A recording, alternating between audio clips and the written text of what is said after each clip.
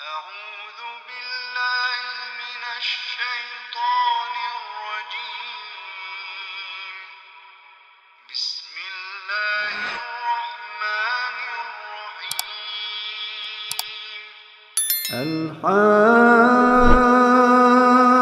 الحاقة ما الحاقة وما أدراك ما الحاقة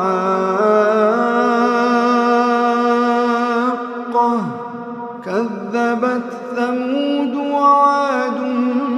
بالقارعة فأما ثمود فأهلكوا بالطاغية وأما عاد فأهلكوا بريح صرصر عاتية سخرها عليهم 7 ليال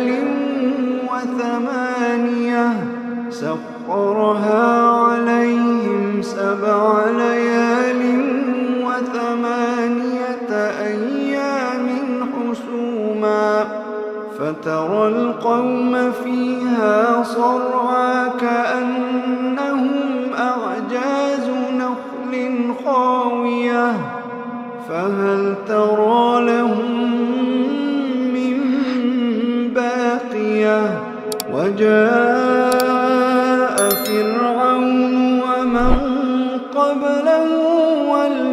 والمؤتفكات بالخاطئة فعصوا رسول ربهم فأخذهم أخذة رابية إنا لما طغى الماء حملناكم في الجارية لنجعلها لكم تذكرة وتعيها أذن واعية فإذا نفخ في الصور نفخة واحدة وحملت الأرض والجبال فدكتا دكة واحدة فيومئذ وقعت الواقعة وانشقت السماء فهي يومئذ واهية والملك على أرجائها ويحمل عرش ربك فوقهم يومئذ 8 يومئذ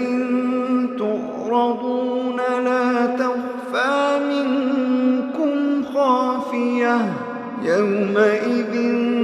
تعرضون لا تخفى منكم خافية فأما من أوتي كتابه بيمينه فيقول هاؤم اقرءوا كتابيه إني ظننت أني ملاق حسابيه فهو في عيشة راضية في جنة عالية قطوفها دانية كلوا واشربوا هنيئا بما أسلفتم في الأيام الخالية فهو في عيشة راضية في جنة عالية قطوفها دانية كلوا واشربوا هنيئا بما أسلفتم في الأيام الخالية وأما من أوتي كتابه بشماله فيقول يا ليتني لم أوت كتابيه ولم أدر ما حسابيه يا ليتها كانت القاضية ما أغنى عني ماليه هلك عني سلطانيه خذوه فغلوه ثم الجحيم صلوه ثم في سلسلة ذرعها 70 ذراعا فاسلكوه إنه كان لا يؤمن بالله العظيم ولا يحض على طعام المسكين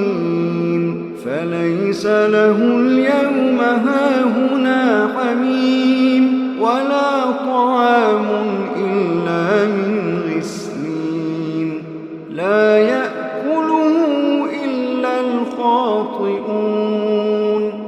فلا أقسم بما تبصرون وما لا تبصرون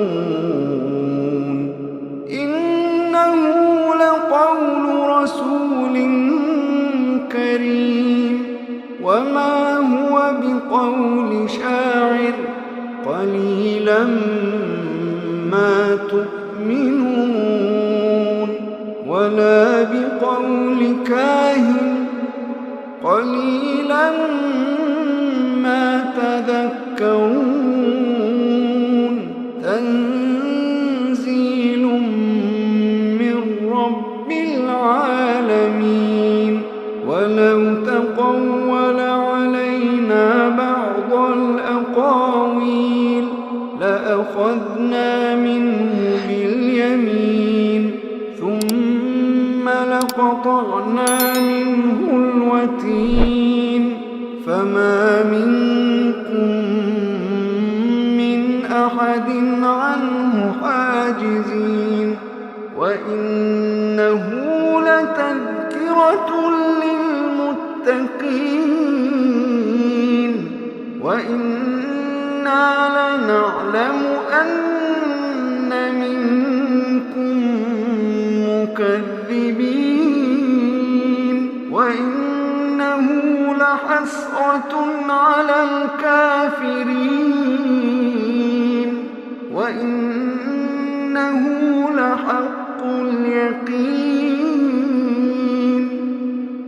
فسبح باسم ربك العظيم